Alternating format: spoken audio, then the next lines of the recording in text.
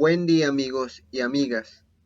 Dios bendiga de una manera muy especial a cada uno que escucha en este día. Como miran,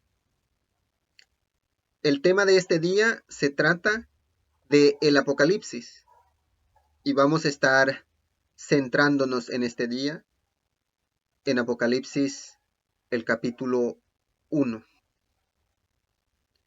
Me pregunto yo, tanto cristianos como no cristianos, cuando miramos lo que es el mundo, la situación en lo que estamos viviendo, ¿qué nos lleva a pensar? Tristemente, aún cuando somos cristianos, en este tiempo en el que estamos viviendo, a veces tratamos de ignorar las cosas que están sucediendo, o a veces simplemente estamos tan cegados por el mundo que no ponemos atención a lo que está sucediendo. Pero en este día, amigo, amiga, yo te invito a que me acompañes a estudiar no solo el primer capítulo de Apocalipsis, sino el libro entero de Apocalipsis. Mi intención al estudiar este libro, con todo aquel que quiera acompañarme, no es juzgar ni condenar a ninguno, ya que la palabra de Dios no es para que los hombres lo tomemos de esa manera. Nuestra intención, tanto lo que es la Biblia, como mi intención, es que podamos abrir los ojos y nos demos cuenta el tiempo en que estamos viviendo. Necesitamos prepararnos, necesitamos preparar nuestra vida. Pero ¿de qué manera vamos a preparar nuestra vida si no tenemos conocimiento del tiempo en que estamos viviendo? Y en este día vamos a permitir que sea Dios el que nos ayude para poder estudiar, como dije, no solo este capítulo, el capítulo 1, sino que todo el libro de Apocalipsis. Debería de iniciar esta transmisión a las 2 p.m., horario belicenio, pero tuve algún contratiempo y por eso hasta ahora estamos aquí compartiendo. Pero he propuesto en mi corazón, con la ayuda de Dios, si Él quiere ayudarme, a estar aquí de perdido los martes, los miércoles y los viernes, con un capítulo, un tema en cada uno de esos días, a las 2 de la tarde, horario belicenio. Y todas las personas que quieran acompañarme en este estudio están invitados a hacerlo, ya que la palabra de Dios no solo es para mí, sino para todo aquel que quiera escuchar. Vamos a entrar en el tema de este día. Como vemos, nos vamos a centrar en el libro de Apocalipsis y en este día en el capítulo 1. Vamos a centrarnos en el capítulo 1, rogando a Dios que sea Él el que nos ayude para que en este día podamos empezar a motivarnos con su palabra. Nos dice así: Apocalipsis, del 1 al 3. La revelación de Jesucristo que Dios le dio.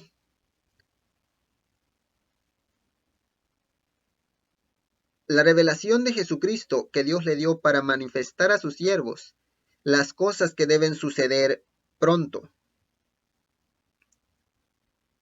La declaró enviándola por medio de su ángel a su siervo Juan, el cual ha dado testimonio de la palabra de Dios,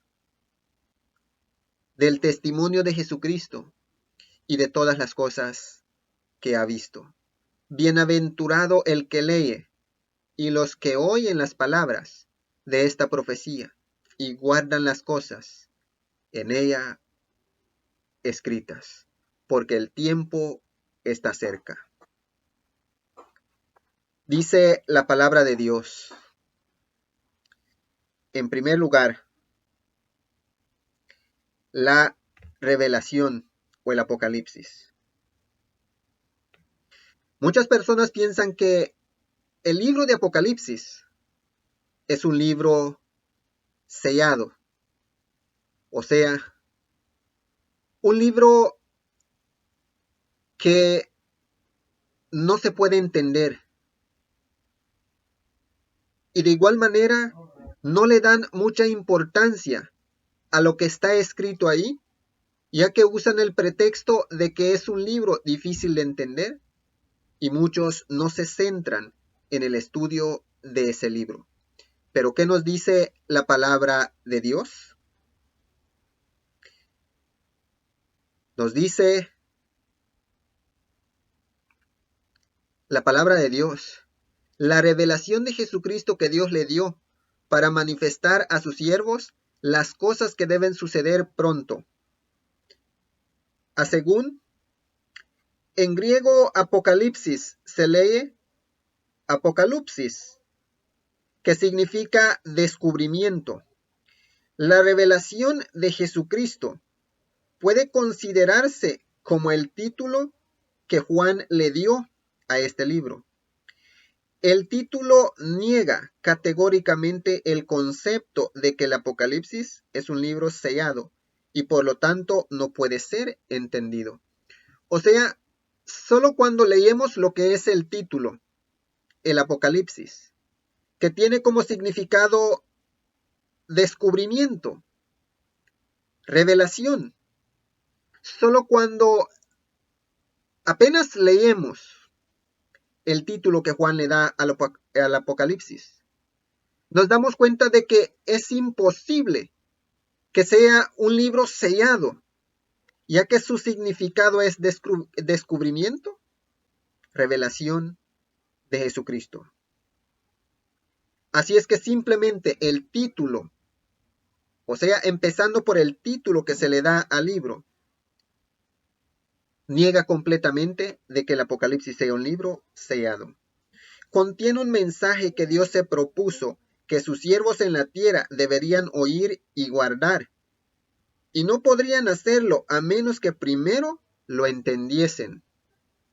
O sea, mientras vamos avanzando, nos damos cuenta de que este libro no es simplemente escritos, sino que son escritos para que el pueblo de Dios entienda, para que el pueblo de Dios guarde. Entonces, si es un libro sellado, ¿cómo el pueblo de Dios podría guardar cuando no entiende, cuando no sabe las cosas que están escritos en ese libro?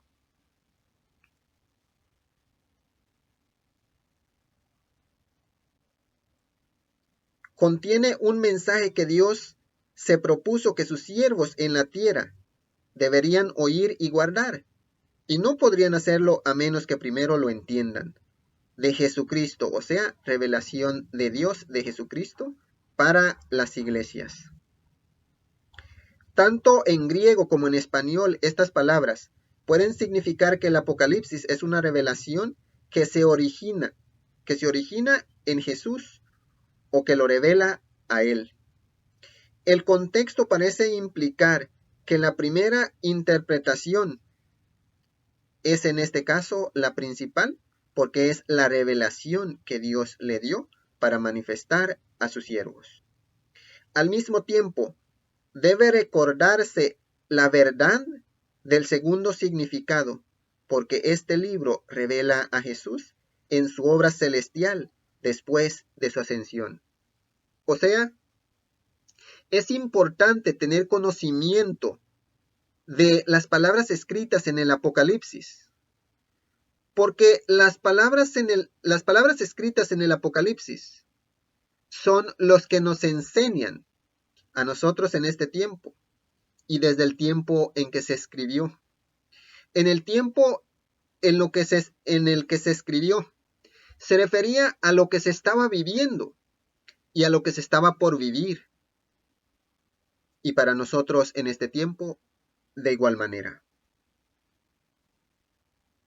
Y, de igual manera, para dar conocimiento de la obra de nuestro Señor Jesús en el cielo. En este sentido, el Apocalipsis en realidad complementa a los evangelios. Estos registran el ministerio de Jesús en la tierra.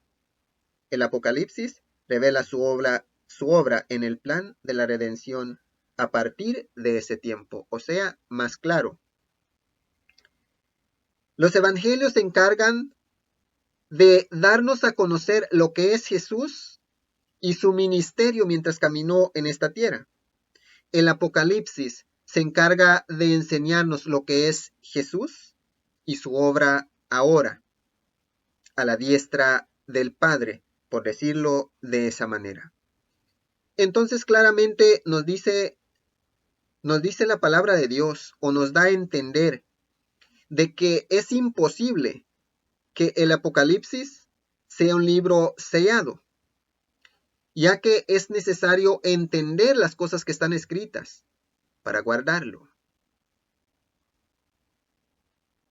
El cual, en el versículo 2, el cual ha dado testimonio de la palabra de Dios, del testimonio de Jesucristo y de todas las cosas que ha visto. O sea, de parte del Padre, Jesucristo tiene autoridad para mostrarle a su iglesia desde ese tiempo hasta ahora las cosas que iban a suceder mientras el tiempo va llegando a su fin.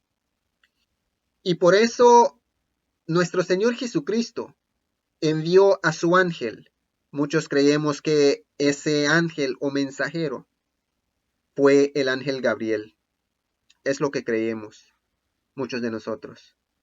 Entonces envió a su ángel a dar ese testimonio porque era necesario que el pueblo de Dios lo conociera, desde el tiempo que fue dado hasta ahora. Pero aquí hay palabras claves. En el versículo 3 que dice, bienaventurado el que lee y los que oyen las palabras de esta profecía y guardan las cosas en ella escritas, porque el tiempo está cerca. Primero, la palabra bienaventurado también se traduce como felices o dichosos. Tomando el contexto de lo que era la costumbre en tiempos de Juan y retrocediendo de ese tiempo para atrás. Había una persona a quien se le daba la oportunidad de levantarse en la sinagoga o en el templo los sábados a leer, como fue en el caso de nuestro Señor Jesús, en el libro o Evangelio de Lucas. Entonces se refiere a esta persona, al que lee, o sea, el que toma el rollo, el pergamino o el libro para leer. Esa persona es bienaventurado. Pero dice también que son bienaventurados los que oyen, o sea, el que lee es uno, pero los que oyen son muchos. Entonces, la bienaventuranza es para aquel que se levanta y lee el libro, y también es para las personas que oyen las palabras de esta profecía. Pero la dicha, la bienaventuranza, la felicidad, no está solo en leer y escuchar, sino que está en guardar las cosas en ella escrita. ¿Y por qué dice la palabra de Dios que hay una bienaventuranza? Hay una felicidad, hay una alegría, tanto para el que lee como para los que escuchan o oyen esta profecía. y guardan las cosas en ella escritas. Dice, porque el tiempo está cerca. ¿Qué significa que el tiempo está cerca? Quizá ahora alguna persona se podría levantar y preguntar. Ahí dice, el tiempo está cerca. Y ese libro de Apocalipsis, a según, ya tiene cerca de 2000 años que fue escrito. Entonces, ¿cómo puede ser de que cuando se escribió ese libro, el tiempo estaba cerca? Dice la palabra de Dios que el tiempo está cerca. ¿Qué significa que el tiempo está cerca? Y han pasado cerca de 2000 años. El tiempo está cerca cuando hablamos de nuestro Padre Celestial. No se refiere a lo que es exactamente el tiempo conforme a la mentalidad del ser humano, sino que se refiere al tiempo conforme a los planes de Dios. Si el tiempo ha avanzado demasiado y ahora nos encontramos hasta en el año 2000, ya 24, eso no es porque realmente Dios falló cuando dijo el tiempo está cerca, o que el profeta malinterpretó cuando escribió el tiempo está cerca, sino que simplemente cuando Dios dice el tiempo está cerca, para Dios, mientras menos tiempo pase su pueblo en este mundo, más es la alegría para Él. Dios no es feliz que su pueblo tenga que andar en esta tierra por tanto tiempo, sufriendo las penurias del pecado. Cuando hablamos de esto, porque el tiempo está cerca, comparémoslo con lo que es el tiempo que el pueblo de Dios salió, o Dios lo sacó, de la tierra de esclavitud en Egipto. Éxodo, Levítico y Números especialmente. Cuando Dios sacó a ese pueblo para llevarlo a la tierra que les había prometido, a según cuando Moisés mandaba a tales espías para que fueran a espiar el país, esos espías se tomaron 40 días. Eso quiere dar a entender que en 40 días el pueblo de Dios iba a entrar a la tierra prometida. Pero ¿qué sucedió? El pueblo de Dios fue rebelde delante de Dios. No cumplieron con la parte que les correspondía delante de Dios. ¿Y qué fue lo que pasó? Amigo, amiga que escuchas la Biblia. Perdón, que lees la Biblia. ¿Qué fue lo que sucedió? ¿No tuvieron que llevar como castigo 40 años vagando por el desierto? Ciertamente así sucedió. Pero el plan de Dios era de que su pueblo entrara a la tierra prometida. De ese tiempo a 40 días. Entonces,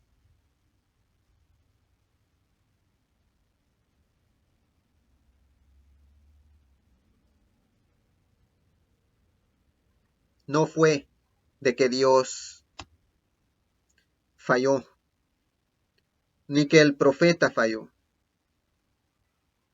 Lo que sí ha sucedido es que tristemente el cristiano o el Hijo de Dios no ha cumplido con la parte que le toca.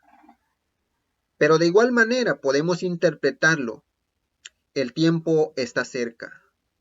El tiempo de la salvación para cada persona es mientras vive. Como seres humanos, ¿cuánto tiempo vivimos? Si se dijera, hay la oportunidad de que una persona pueda vivir hasta 70 o 80 años. Es verdad, hay esa oportunidad para que vivamos ese tiempo. Pero eso es simplemente lo que es, podríamos decir, lo que podría ser la voluntad de Dios, de que vivamos 70 o 80 años. Pero de esos 70 o 80 años, hay muchos que viven ni la mitad de ese tiempo. ¿Qué quiere dar a entender? Que el tiempo está cerca. No solo tiene un significado de la venida de nuestro Señor Jesús, sino que también de un punto final para nuestra vida. De igual manera. Entonces, no podemos mirar el tiempo está cerca simplemente a lo que es. Dios lo dijo y no se ha cumplido. ¿Por qué? Sino que hay que entender que el propósito de Dios sí fue de que se cumpliera pronto, pero tristemente el ser humano no ha cooperado. Y mientras avanzamos con el estudio de este libro de Apocalipsis, vamos a ver que realmente no estaban preparadas las almas, los hijos de Dios, sus iglesias, o su iglesia, ya que no son tantas iglesias, sino una. Entonces, el tiempo realmente está cerca. Y si estuvo cerca en tiempos de Juan, entonces, ahora, ¿qué podríamos decir? ¿Será que está más lejos que cuando la profecía fue dada? Eso es imposible. Pongámonos a analizar los tiempos, algo que vamos a hacer mientras avanzamos con el estudio de este libro de Apocalipsis.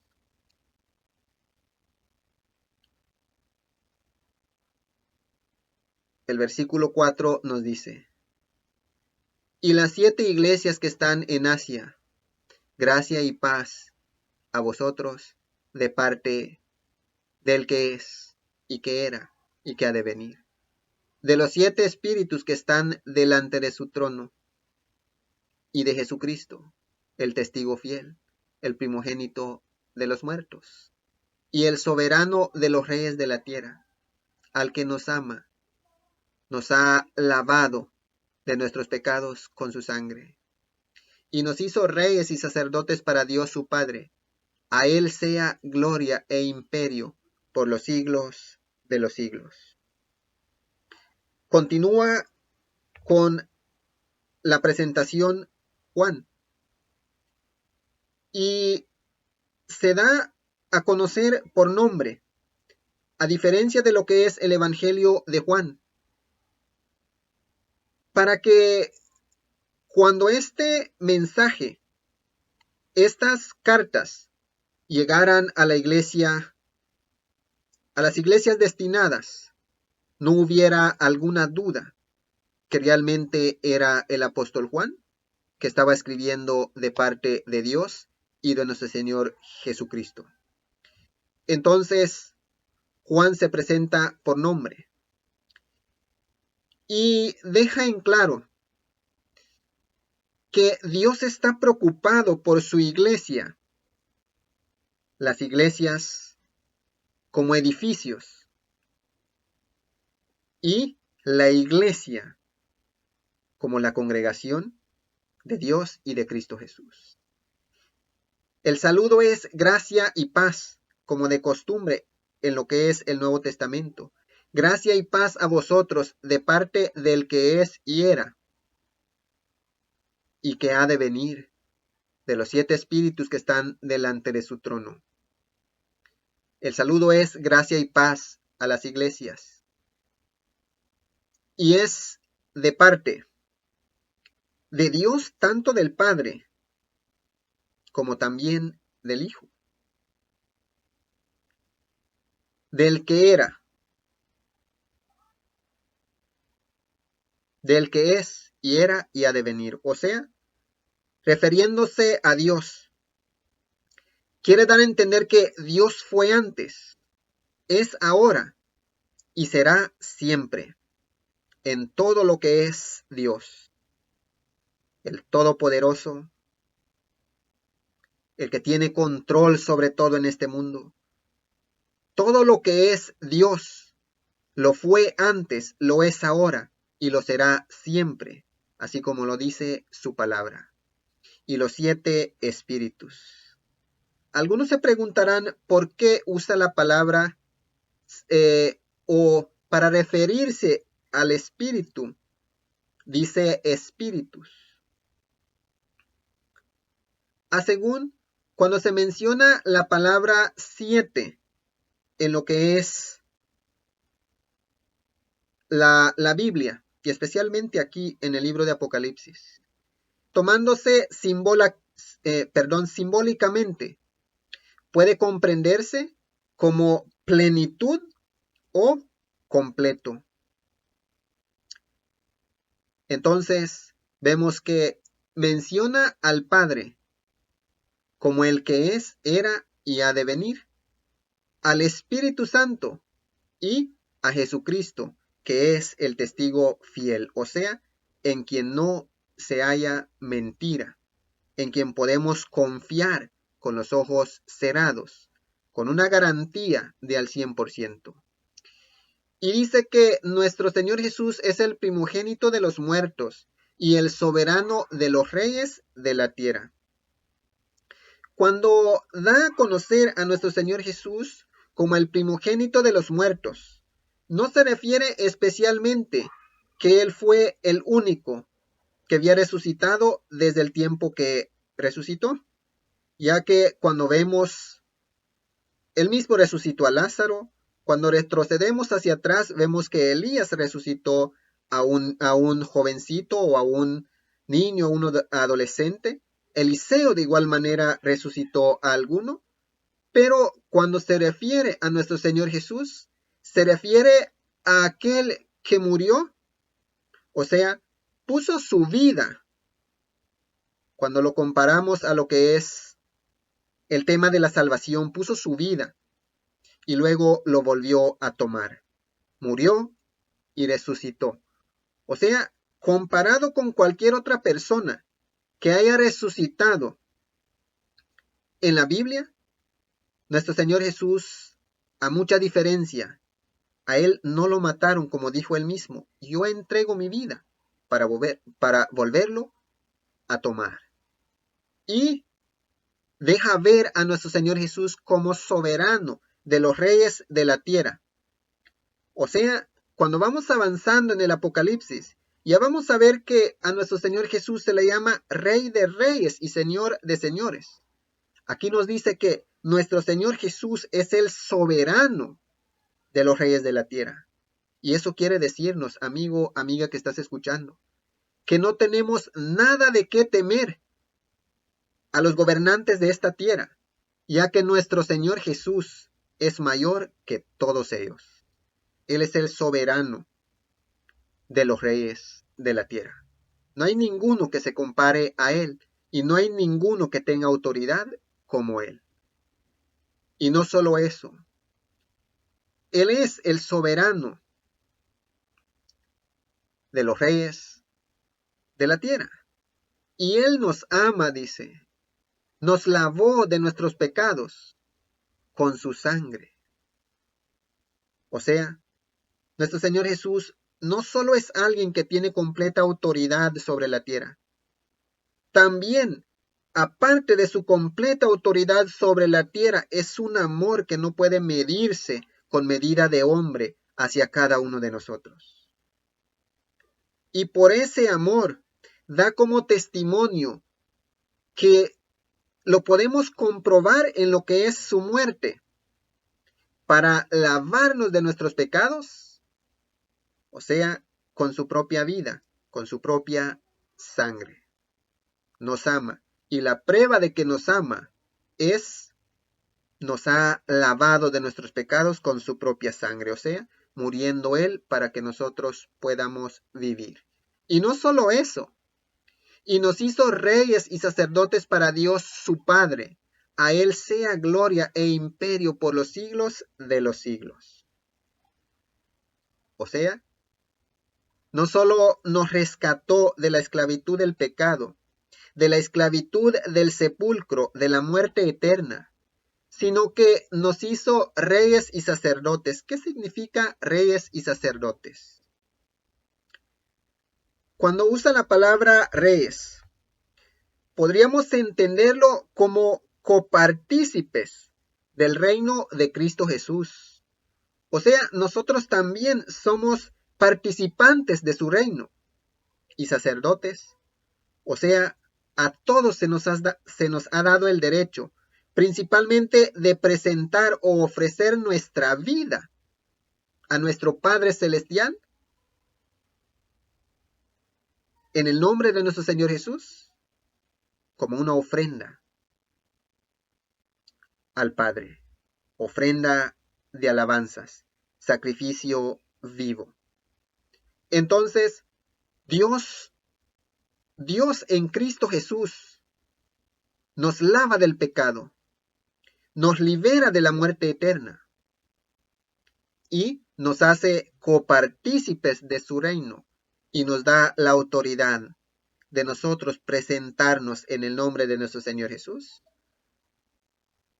como una ofrenda o un sacrificio que es nuestra propia vida delante de Dios para ser fieles en todo lo que concierne lo que es la obra de Dios.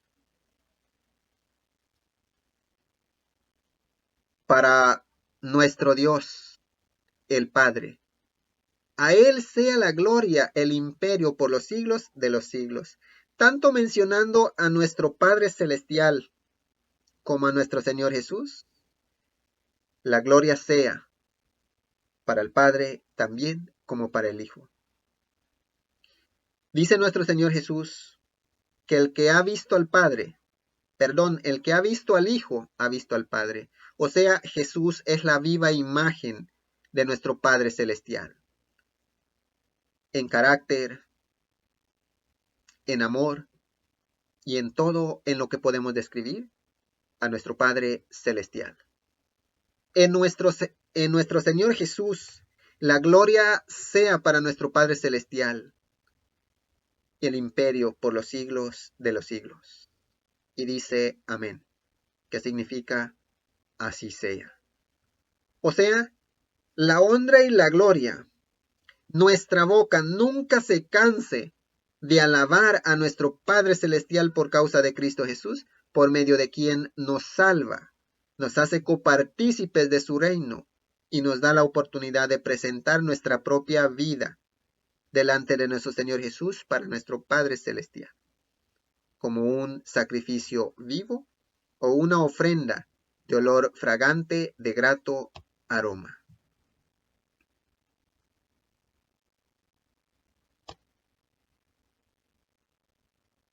Nos dice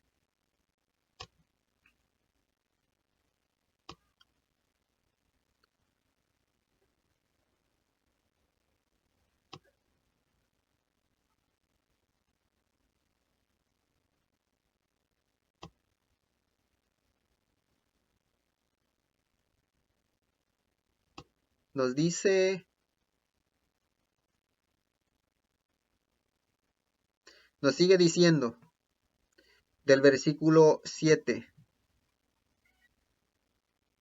He aquí que viene con las nubes, todo ojo lo verá, y los que lo traspasaron, y todos los linajes de la tierra lamentarán por causa de sí. Una vez más usa la palabra amén, o sea, así sea. Ven, Señor Jesús. Y declara, yo soy el alfa y la omega, el principio y el fin, dice el Señor, el que es, y que era, y que ha de venir, el Todopoderoso. Dice claramente la palabra de Dios, he aquí viene con las nubes, y todo ojo le verá. Cuando algunos hablan por allá y dicen, el rapto secreto, o sea, rapto secreto, algo que no No tiene mucho sentido cuando lo comparamos con pasajes bíblicos como este. Dice la palabra de Dios, todo ojo le verá. Todo ojo le verá.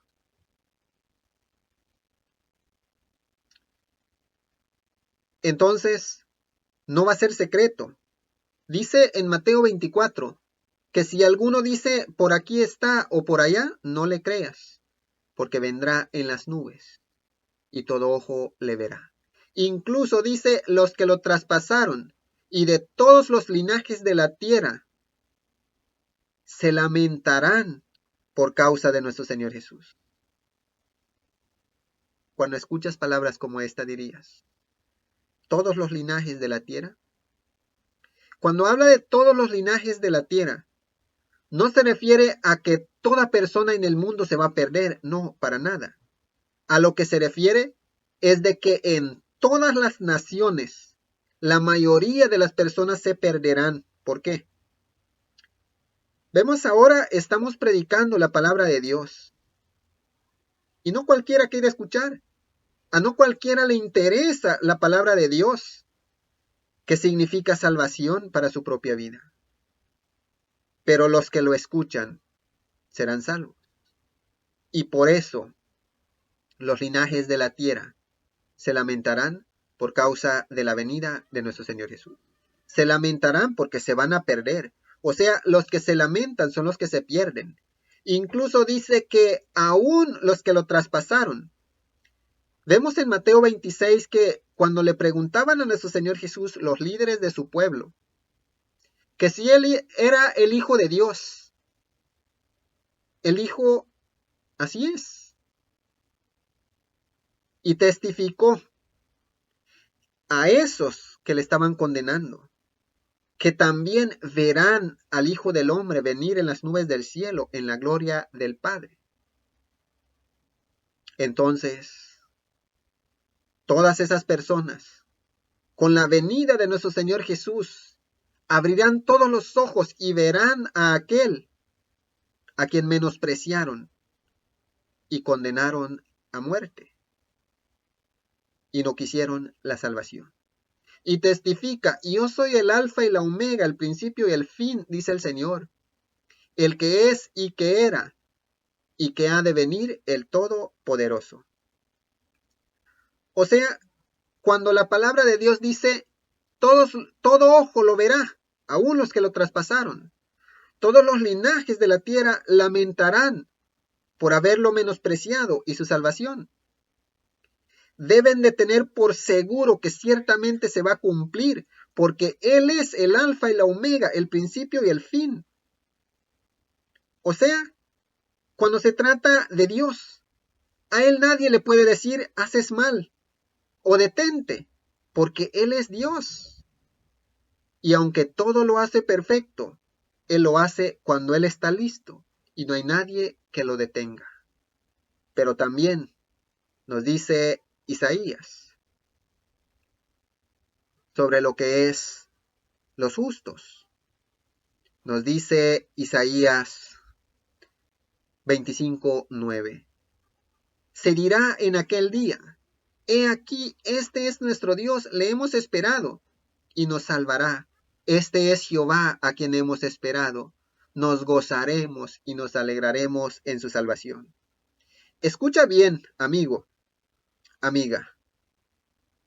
Cuando el Apocalipsis habla de lo que es la venida de nuestro Señor Jesús, también dice que todo ojo le verá, aún los que lo traspasaron.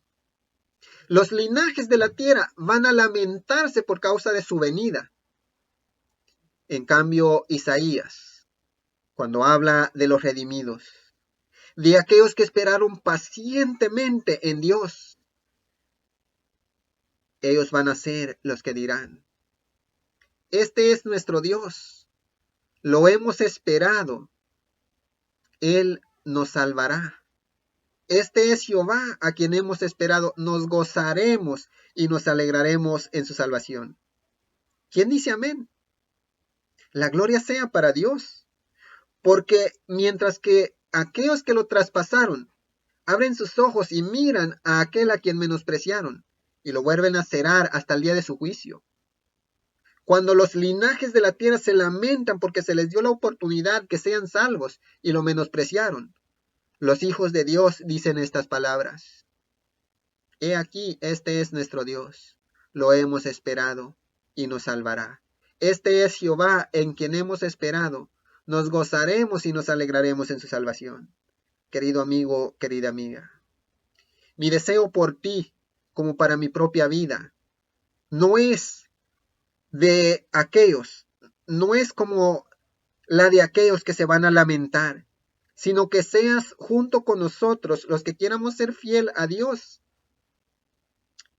que cuando miremos todos juntos, tú y yo, amigo, amiga que escuchas, abrirse las nubes del cielo y venir al Hijo de Dios, verlo aparecer en las nubes, podamos con un gran gozo, con una gran alegría, decir: He aquí, este es nuestro Dios, lo hemos esperado y Él nos salvará. Ese es mi más grande deseo por cada uno que escucha en este día. Y deseo que no dejen de acompañarme mientras continuamos estudiando los otros capítulos de este libro de Apocalipsis hasta llegar al último.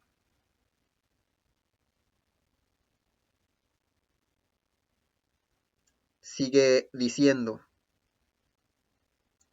Yo, Juan, vuestro hermano y compañero en la tribulación, en el reino y en la perseverancia de Jesucristo, estaba en la isla llamada Patmos por causa de la palabra y del testimonio de Jesucristo. Juan una vez más se identifica por nombre: Yo, Juan, vuestro hermano, o sea, el apóstol que les ha predicado, a según estas iglesias, para quienes se envía el mensaje, no eran ajenas al apóstol, sino que tanto él como ellos se conocían perfectamente bien. Y Juan deja en claro que desde ese tiempo ya existía la tribulación. Incluso, según el historiador, Juan fue llevado delante de los gobernantes romanos. Querían acallar a Juan y según lo echaron en un caldero hirviendo de aceite y milagrosamente pudo salir de ahí. Los gobernantes romanos, en vez que fueran motivados por mirar el poder de Dios en su siervo, se llenaron de ira y lo expulsaron a este lugar, a esta isla, que es la isla de Patmos. Y ahí se encontraba Juan. Fue expulsado a la isla de Patmos.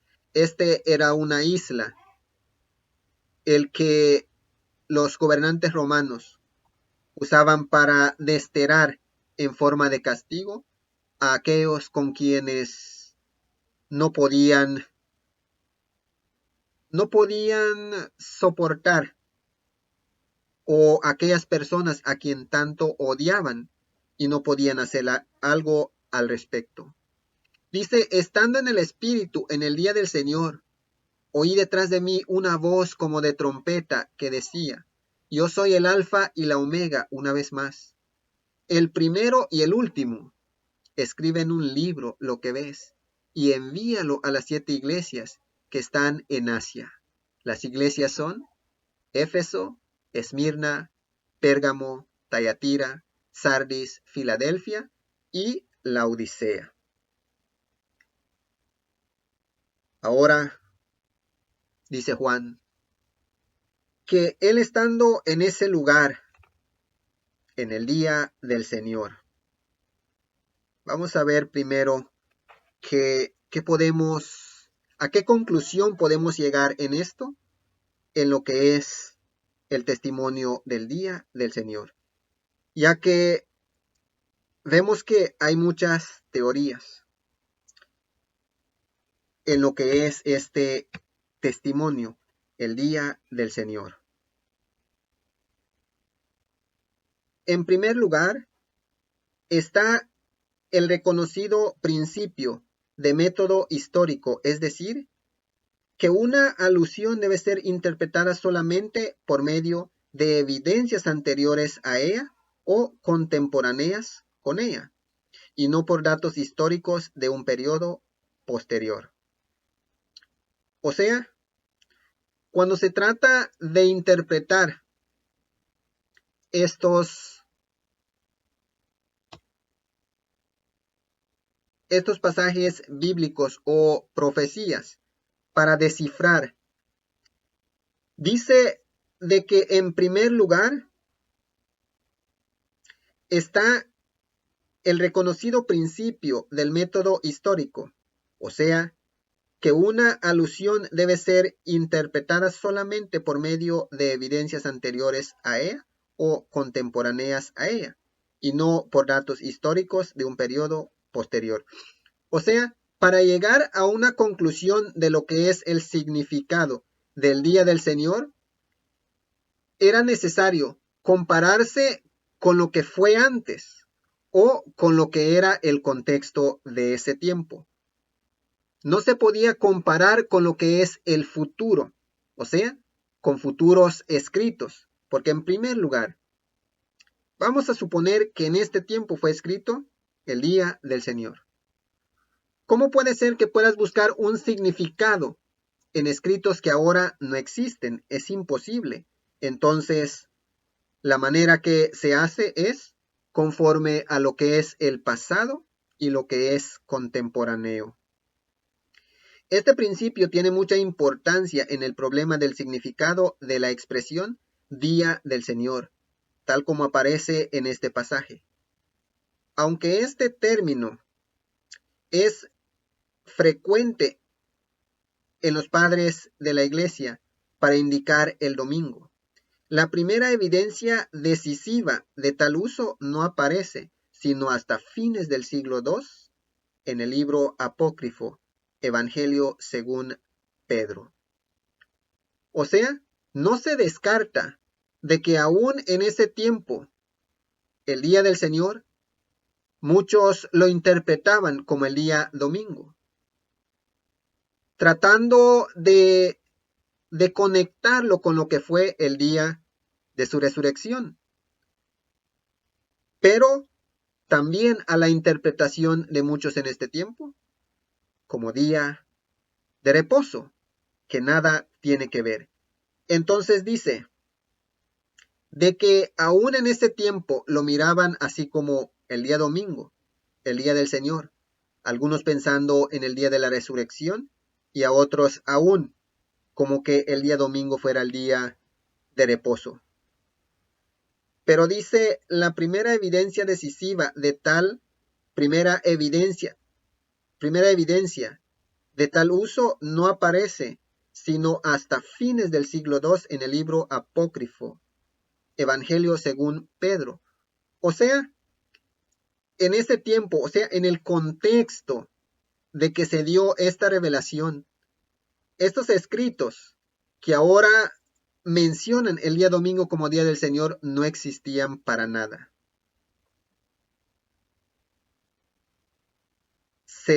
Ahora hay personas que lo sacan, pero del libro apócrifo, a según Evangelio de Pedro, donde el día de resurrección de Cristo se denomina Día del Señor, o sea, lo que ya dijimos.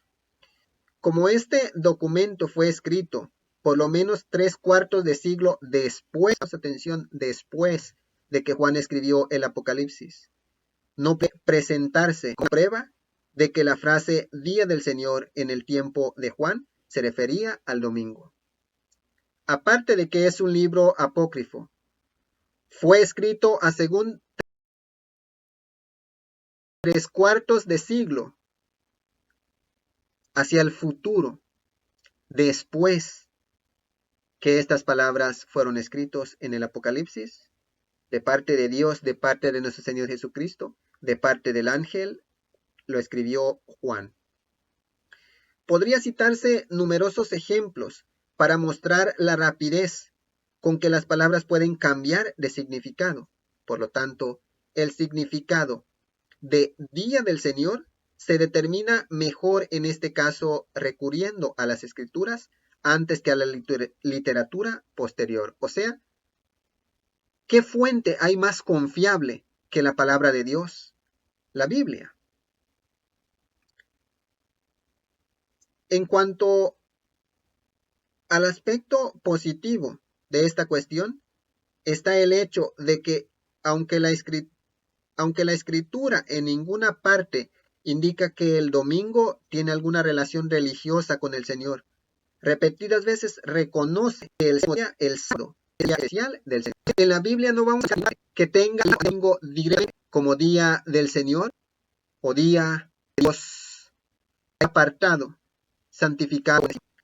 Se dice que Dios bendijo y santificó el séptimo día en Génesis 2:3. Pueden conseguir sus Biblias y van a probar lo que estamos hablando. Lo constituyó como recordativo de su obra de creación, Éxodo 11. Lo específicamente mi día santo en Isaías 58:13. Y Jesús se proclamó como Señor aún del día de reposo, o sea, en Marcos 2:28. En el sentido de que como Señor de los hombres, era también Señor de lo hecho para el hombre, el sábado. De manera que cuando se interpreta la frase Día del Señor, de acuerdo con pruebas anteriores y contemporáneas del tiempo de Juan, se concluye que hay solo un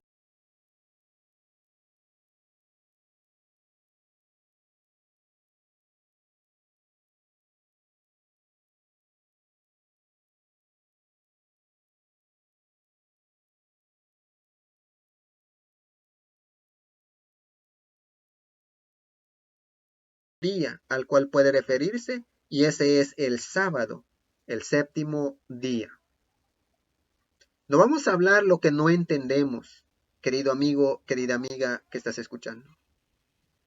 Vemos que está claramente que si usamos la mejor manera de descifrar lo que se está hablando, retrocediendo un poco y agarrando lo contemporáneo, especialmente de una fuente al 100% confiable como lo es la Biblia, llegamos a la conclusión de que el día del Señor en Apocalipsis se refiere al día sábado. Entonces, ese es el día del Señor en Apocalipsis. Estando en el Espíritu, en el día del Señor, oí detrás de mí una gran voz como de trompeta, que decía, yo soy el Alfa y la Omega, el primero y el último. O sea, sumamente confiable. Y debes escribir en un libro lo que ves y envíalo, podríamos decir, de emergencia a las 7 iglesias que están en Asia. Esas iglesias lo vamos a estudiar más adelante. Éfeso, Esmirna, Pérgamo, Thyatira, Sardis, Filadelfia y la Odisea.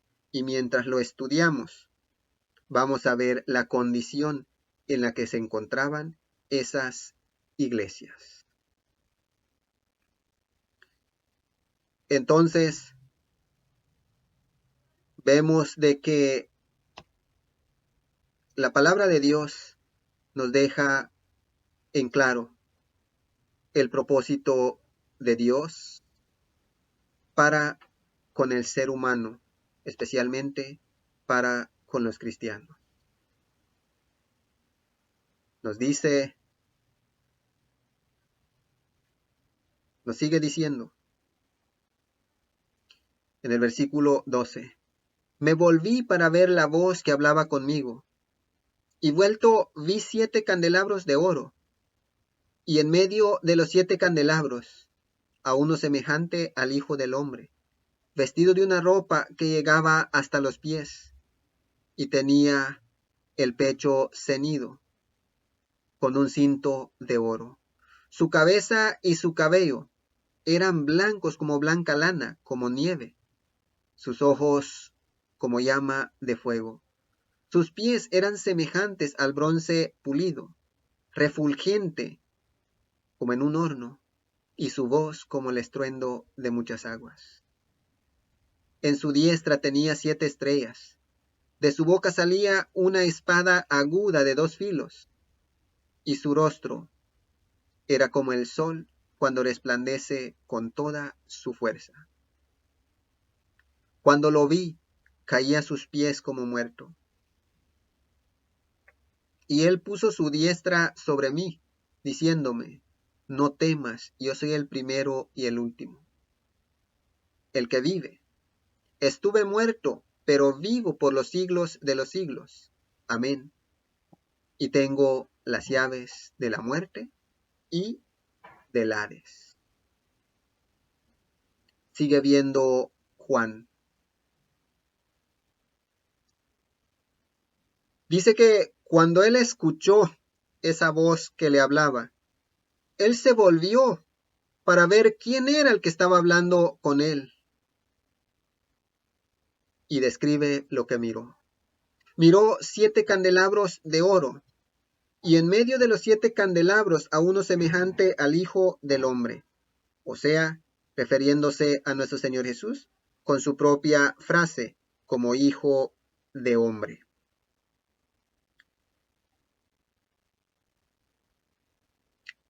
Y dice que miraba a nuestro Señor Jesús en medio de los 7 candelabros. A uno miraba a nuestro Señor Jesús en medio de los 7 candelabros. Como vemos ahí tenemos una imagen. No es exactamente quizá lo que debería ser, pero por lo menos una idea. Según los candelabros en esos tiempos, según en esos tiempos no se usaban las velas como ahora, como una fuente menor de luz, sino que se usaban las lámparas. Según las lámparas eran algo como forma de una taza, en lo cual echaban lo que era el aceite que usaban para el alumbrado, y con una mecha lo encendían para alumbrar. Pero dice claramente que miraba a nuestro Señor Jesús pasearse en medio de los 7 candelabros. ¿Qué quiere dar a entender con esto?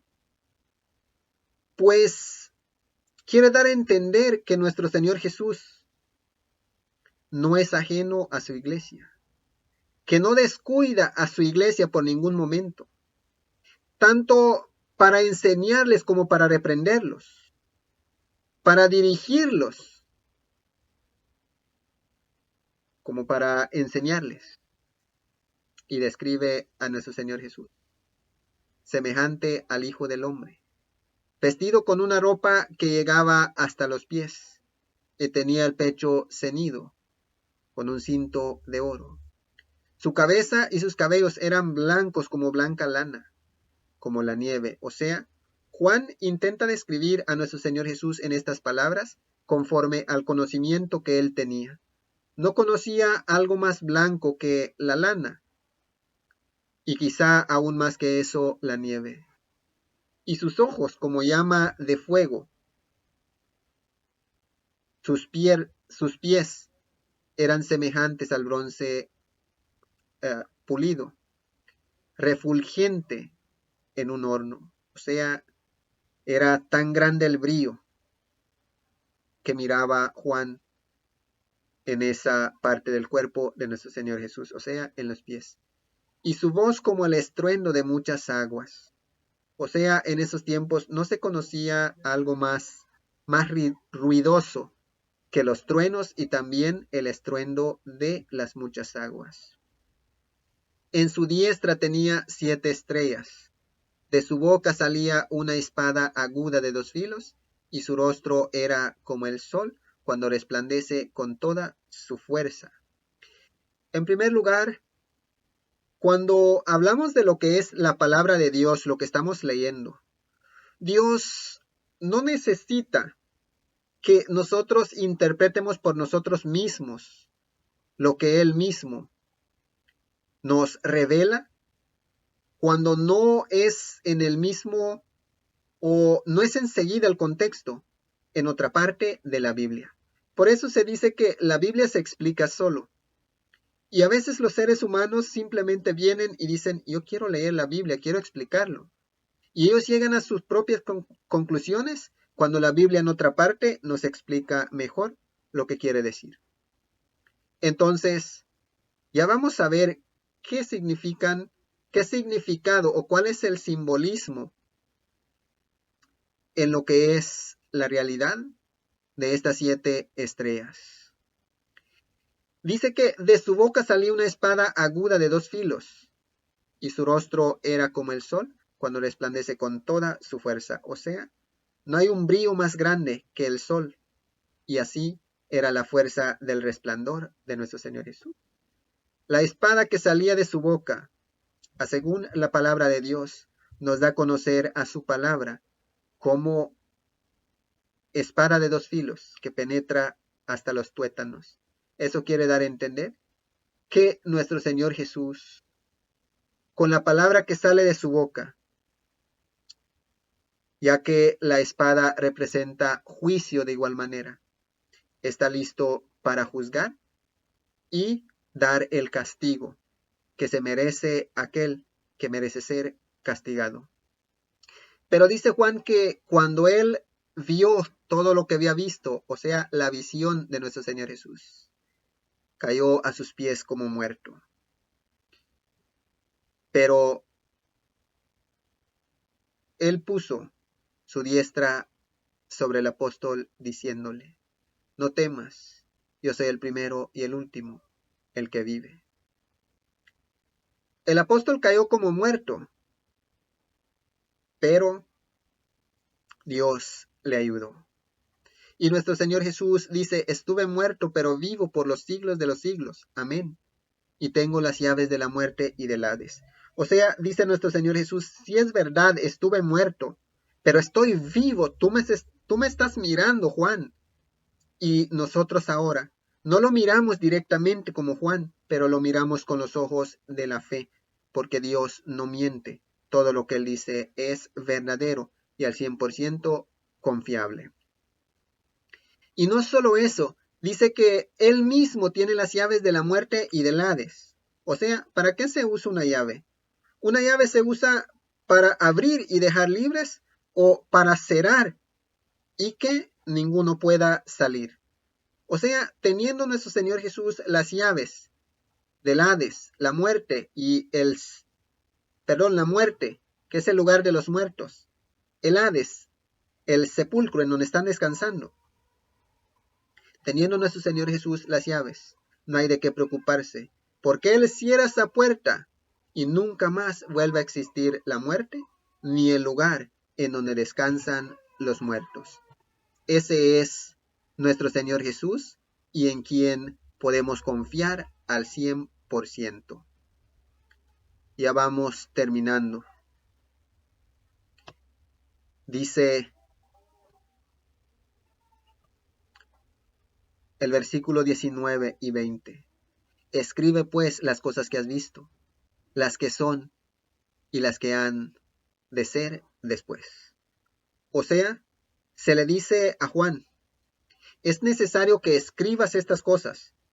Lo que has visto, escríbelo. Las que ya son, escribe. Y las que han de ser después, también escríbelo. O sea, se le estaba mostrando lo que era el tiempo que se estaba viviendo, lo que se iba a vivir y lo que iba a ser hasta el fin. Ahora aquí está la explicación de las estrellas y todo eso.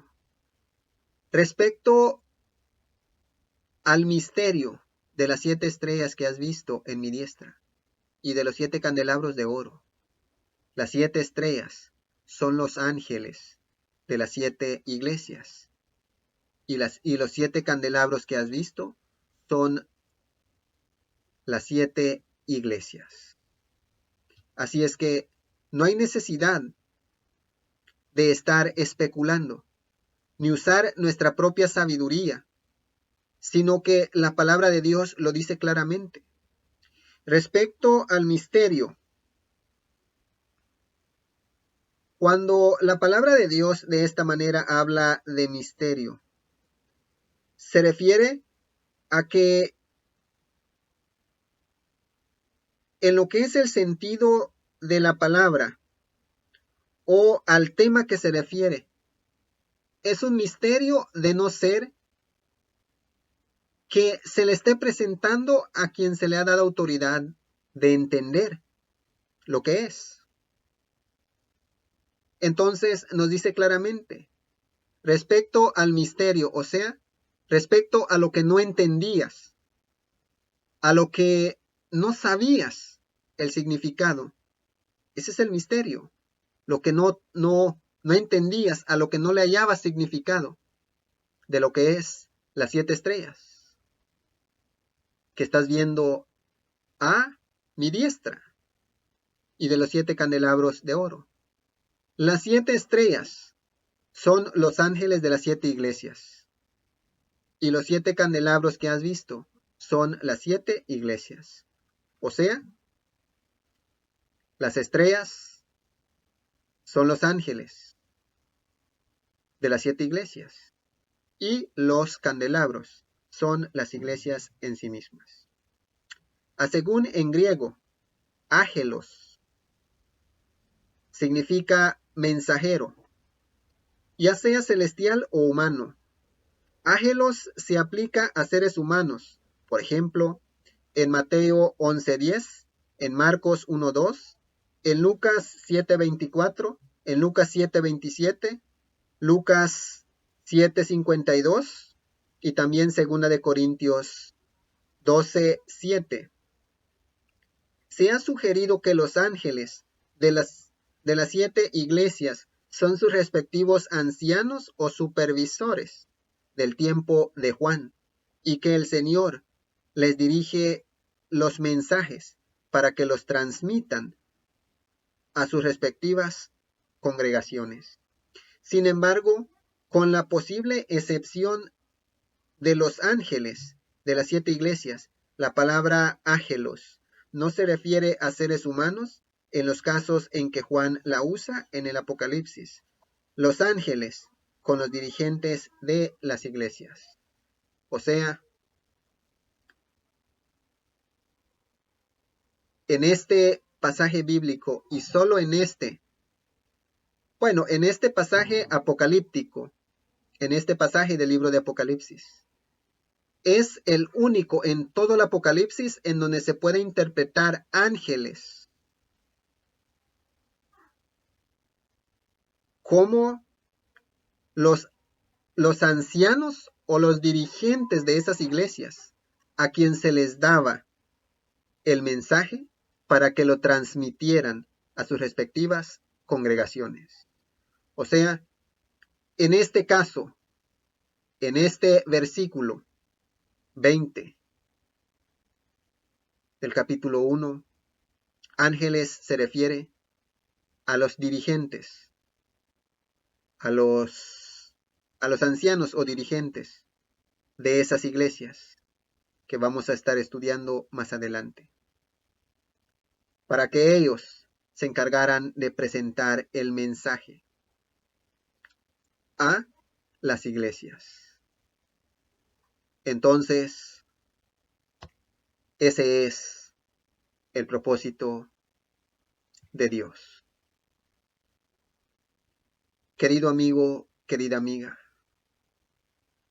tú que has escuchado en este día, Dios te está llamando. Dios te está llamando a preparar tu corazón. Este primer capítulo podría ser tomado más como la introducción al Apocalipsis. Y seguramente, como dije al inicio, Hay muchos que no tienen ni idea de qué es lo que está sucediendo en el mundo.